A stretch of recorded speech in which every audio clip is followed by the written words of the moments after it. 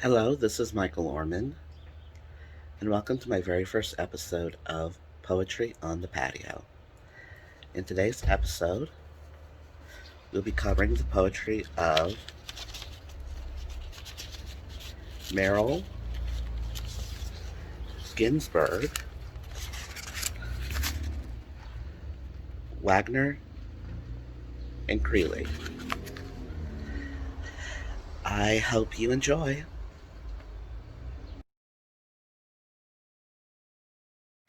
Okay, the first poet I'm covering in this video is James Merrill. And the first poem I'm going to discuss, well, I'm going to read it for you first, is Lost in Translation. A card table in the library stands ready to receive the puzzle which keeps never coming. Daylight shines in, or lamplight down, upon the tense oasis of green felt. Full of unfulfillment, life goes on. Mirage arisen from time's trickling sands, or fallen piecemeal into place. German lesson, picnic, seesaw, walk, with a collie who did everything but talk. Sour windfalls of the orchard back of us. A summer without parents is the puzzle, or should be. But the boy, day after day, writes in his line a day, no puzzle.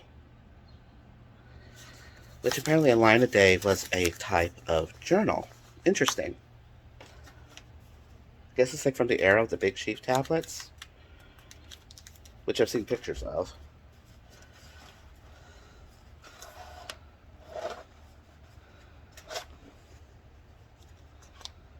Okay, this poem is extremely long, and I know none of my viewers have the attention span to listen to me read all of it. So we're just going to jump into some analysis.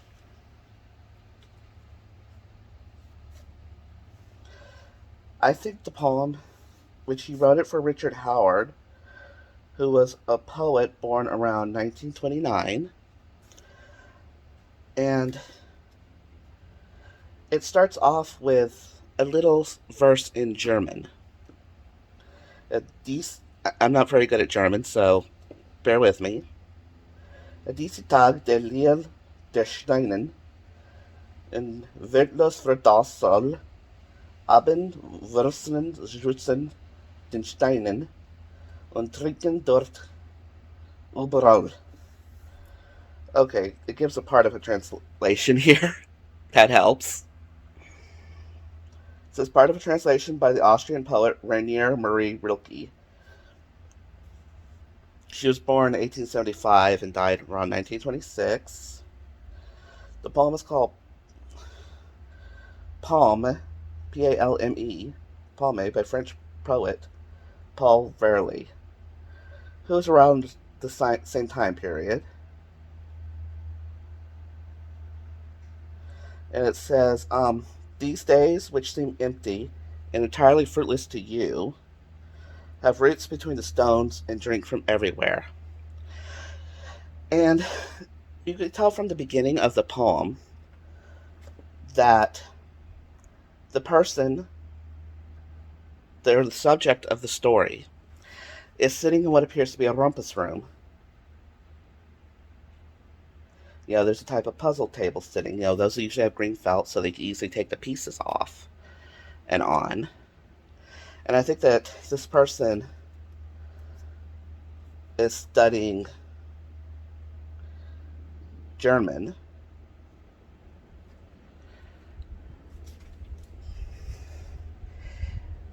And the next part, next stanza or next verse, whatever you want to call it, he is in love, at least his French mademoiselle, in real life a widow since Verdun, is stout, plain, carrot-haired, devout. She prays for him. She does a cure in Alsace, sews costumes for his marionettes, helps him to keep behind the scenes. Which, it's easy to tell what that means. To him, she is his beautiful mademoiselle. She is his Venus de Milo, his beautiful work of art. But to the outside observer, she's kind of frumpy. She's not exactly the most attractive person out there. And I think that's part of the theme of being lost in translation is what the poet or the narrator sees and what is really there are two different things. And apparently my neighbor's dogs want to jump in on the video too. Shout out to my neighbor's dogs.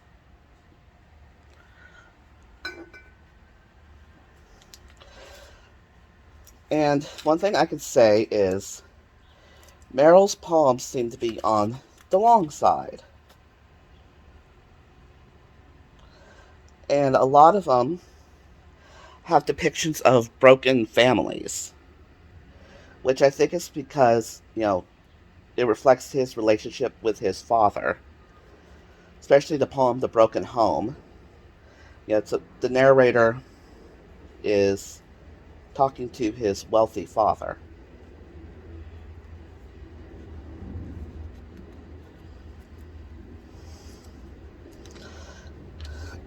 And his writing style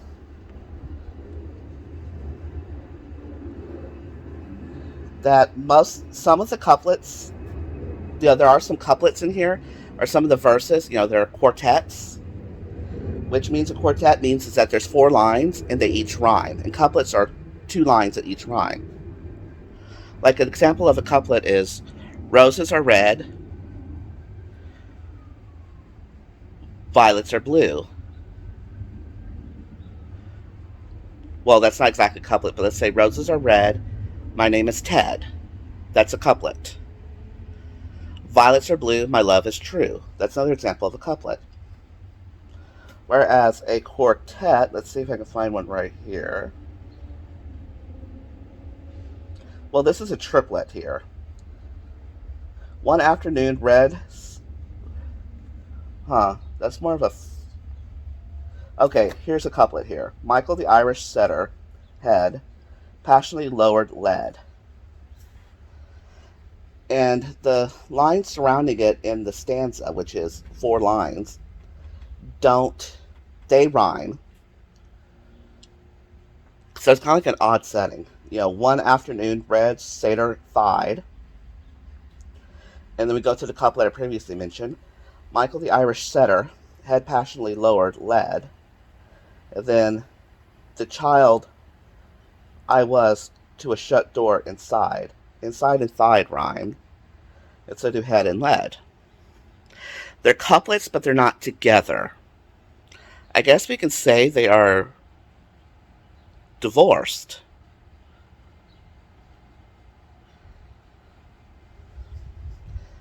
Interesting.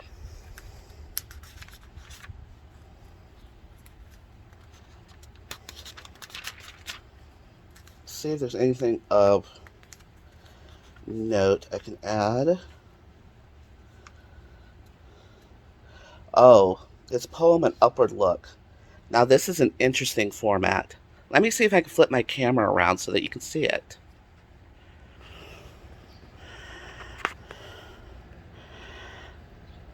Okay, I think you can see it now. That is a very interesting format. And which is part of the beauty of poetry,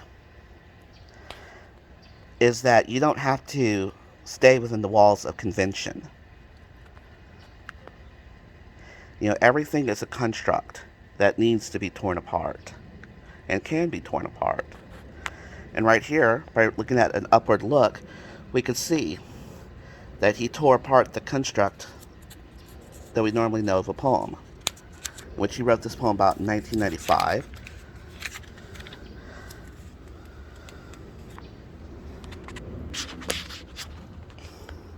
Okay, and the next section will be on Creeley.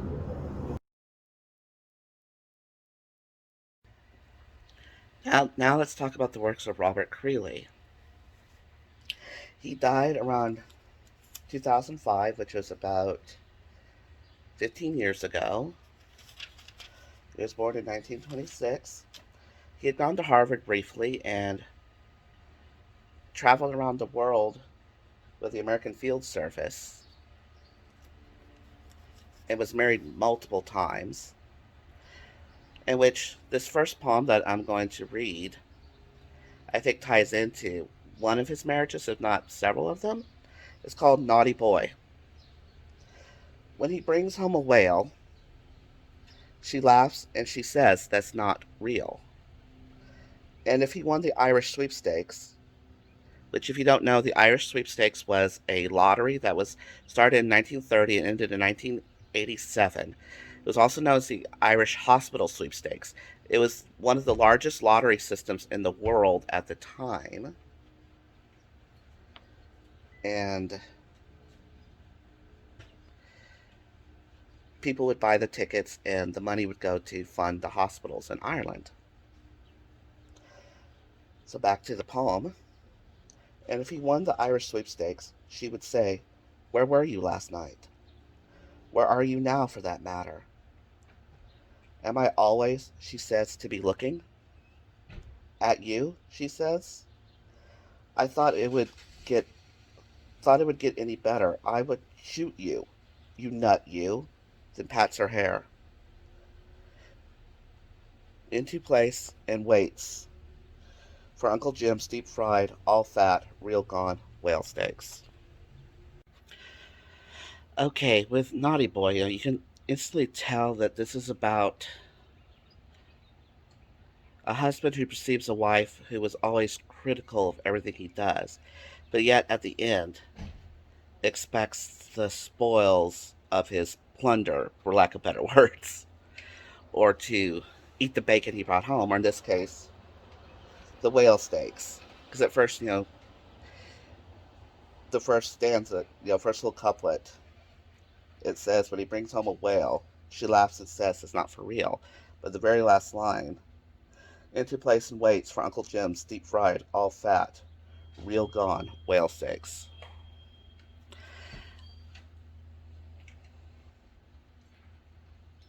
And I think many men can agree, find some resonance with this type of relationship.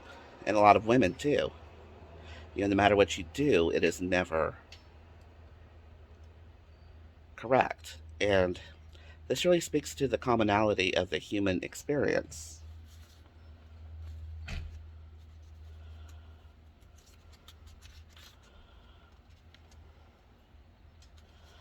But here's another poem I'm going to read for you called I Know a Man. And it's interesting how it's written. It's like it's written, the word said, for instance, is SD, and the year is abbreviated YR. Usually do not see that in modern poetry, or in classical poetry, I would say. But, you know, reading this poem, it says, I said to my friend, because I am always talking, John, I said, which was not his name. The darkness surrounds us. What can we do against it? Or else shall we, and why not, buy a goddamn big car? Drive, he said, for Christ's sake. Look out where you're going. So YR is your, apparently, instead of YOU apostrophe RE, he decided to use YR. I guess, and this poem was written in 1962, so I guess that this would be the earliest example of text speak. Like LOL, TTYL, which now I feel a lot of people use it out of laziness. Back when I was young, we had to use those acronyms because you had to push the button so many times on the numbers on the phone to get a letter. So you had to try to make it as short as possible, or else you'd be sitting there all day writing a text. That would then cost you 10 cents to send. But I digress. And also, if you have read 1984 by George Orwell, there's this concept called Newspeak, in which everything is shortened. Like, for instance, in Newspeak, Ministry of Love is Men Love. Ministry of Truth is Men Truth. and so on. So many things are shortened to where some people don't even quite understand what certain things really mean.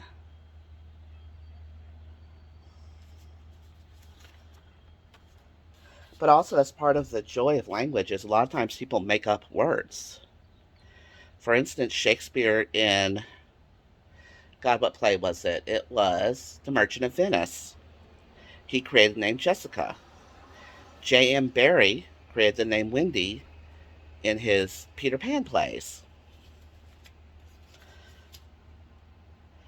And also nowadays we use brand names, like for instance Band-Aid for an adhesive bandage, or Kleenex for a paper tissue, even though those are brand names.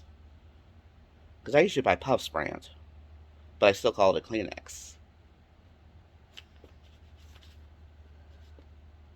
Which the next author I'm going to discuss is Allen Ginsberg. You're really going to be in for a ride on that one. Okay, now I'm going to talk about Allen Ginsberg. Allen Ginsberg was part of what would be called the Beat Generation, which the Beat Generation consists of like Jack Kerouac, Neil Cassidy, to a lesser extent, Anais Nin, Frank Miller. Of course, they're more of another sect because they were more European, but also like Hunter S. Thompson is a great example of the Beat Generation. And his seminal work, which he wrote for Carl Solomon, is called Howl, in which everybody talks about Howl. So I'm not going to today because I am what? A rebel.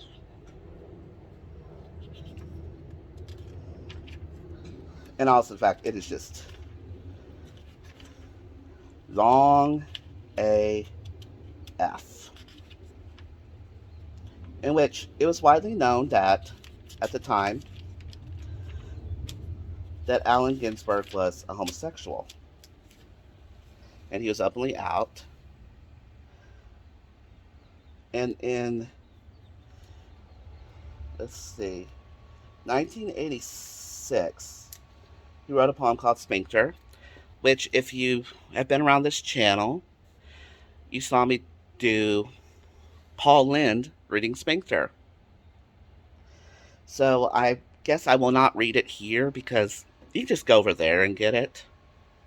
And I need the views.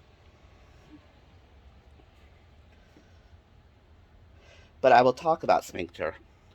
Is if you go into Freudian development, that there are several stages to Freudian development. I know like one's called the anal phase, which is, like around age 2 or so, you're learning about your bowels and controlling your bowels. And there's the oral phase, which I think is when you're younger, where you stick things in your mouth. You know, and that's where the term oral fixation comes from. It's, supposedly somebody did not grow out of their oral phase. Excuse me. Wow, that was embarrassing. Very ungentlemanly. Well, anyways, so people stick things in their mouth. Like, for instance, somebody, like, I've been told I have an oral fixation because, like, I always stick pins in my mouth.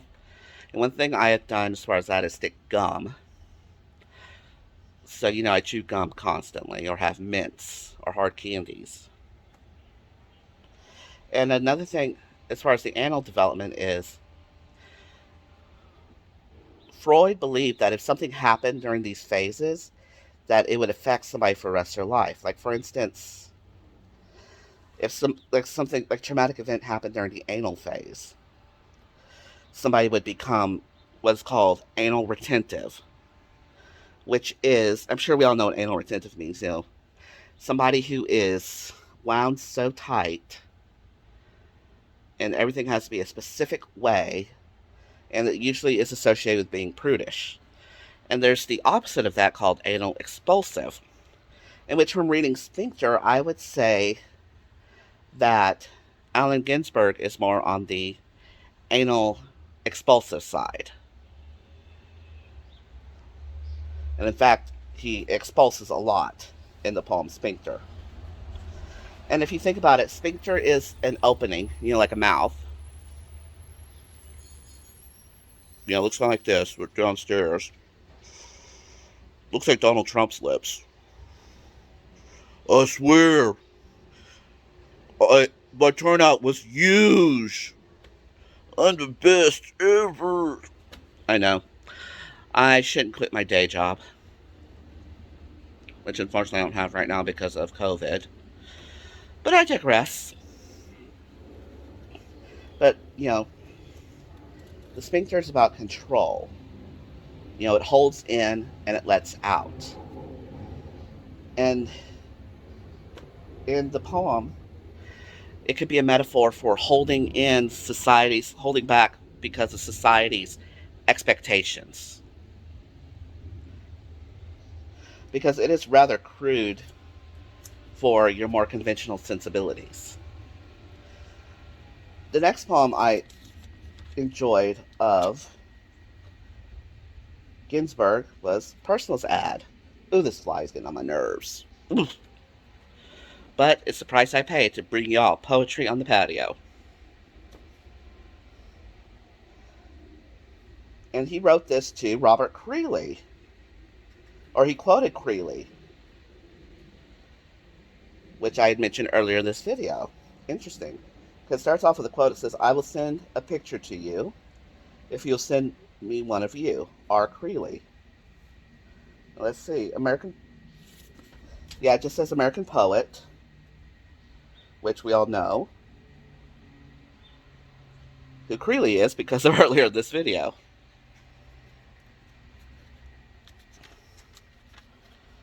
Which I will read. Personal's Ad. Poet professor in autumn years, seeks helpmate, companion, protector, friend. Young lover with empty, compassionate soul, exuberant spirit, straightforward, handsome. Athletic physique and boundless mind. Courageous warrior who may also like women and girls, no problem. To share bed, meditation, apartment, Lower East Side, help inspire mankind, conquer world anger and guilt. Empowered by Whitman, Blake, Rimbaud, Maud Rainey, and Vivaldi. Familiar respecting art's primordial majesty. Priapic, carefree, playful, harmless slave or master. Mortally tender, passing sweet time. Photographer, musician, painter, poet, yuppie, or scholar. Find me here in New York, alone with the alone. Going to lady psychiatrist who says, make time in your life.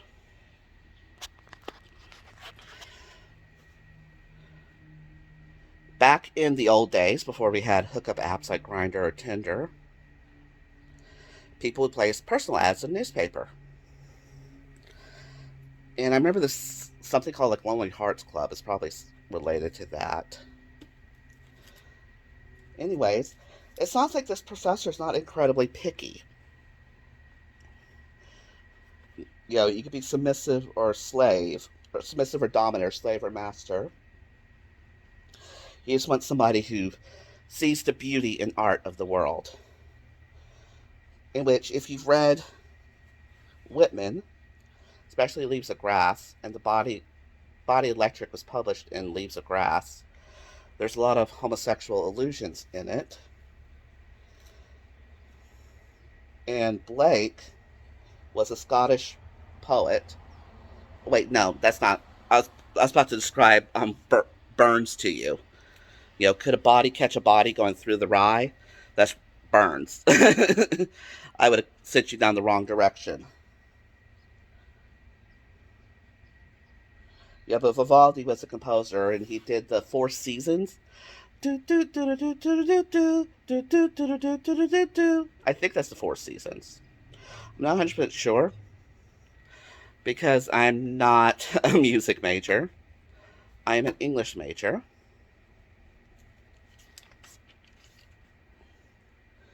But one common theme for Ginsberg is the pushing of the envelope and the pushing of society's mores. He is basically the opposite of prudish. The next poet we're going to discuss here is David Wagner.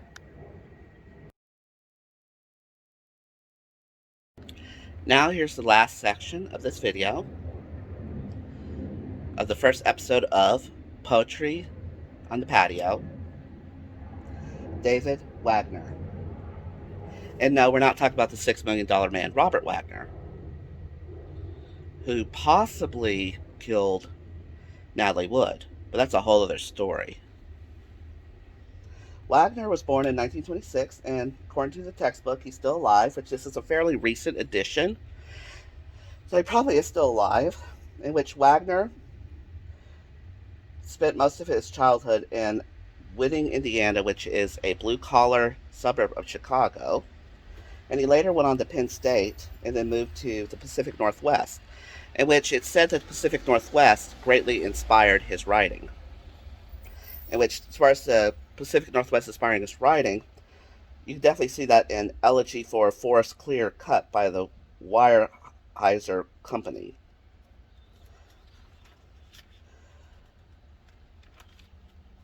It is about the clearing of a forest and mourning the death of that forest. Well, the first poem I'm going to share with you today is The Man of the House. My father, looking for trouble, would find it on his hands and knees by hammering on walls, between the joists, or drilling through baseboards, or crawling into the attic where insulation lay under the leaks of like sleeping bags.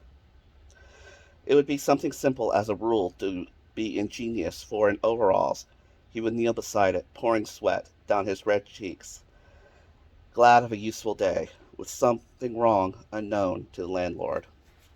At those odd times when everything seemed to work all right, suspiciously all right, like silence and concrete shelters, he'd test whatever hung over our heads.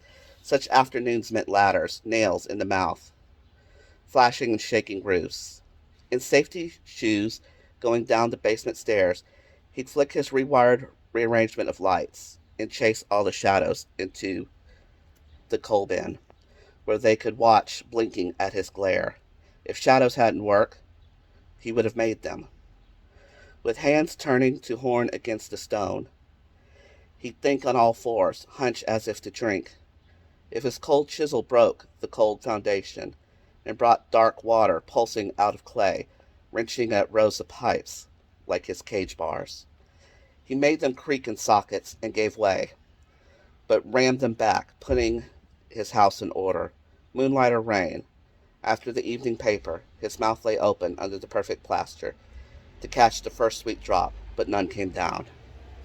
He wrote this around 1966, and as I mentioned before, he grew up in a blue-collar suburb of Chicago, in which his father had, your standard blue-collar job, and it sounds like he was very handy around the house. And I think that take this opportunity to praise his father's abilities. Growing up, my dad was semi-handy in his own unique way. He would devise the most outrageous ways to fix problems. They weren't always the cleanest or neatest, most aesthetically pleasing solutions, but they worked.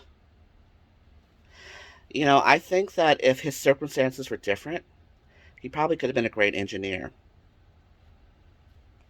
But we'll never know. Another poem I wanted to share, and it's because the title reminds me of one of my favorite poems of all time by Rudyard Kipling, called Gunga Din.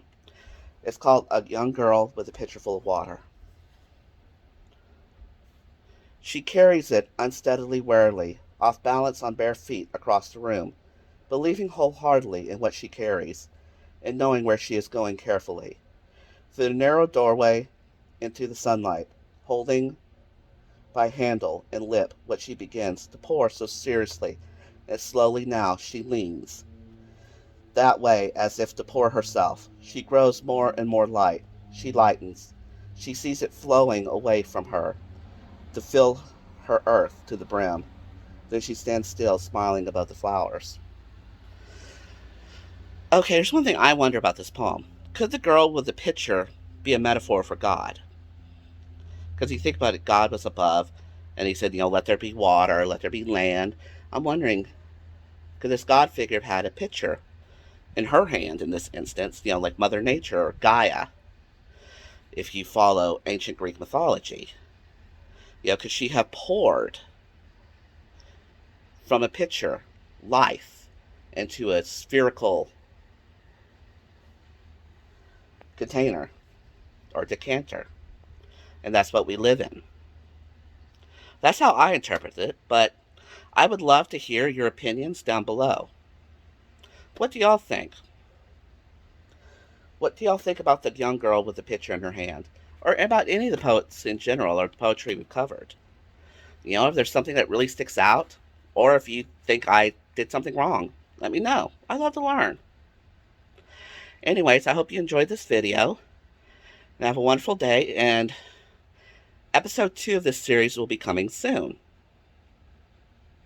Remember, glitter covers all your sins, and stay delightfully offensive.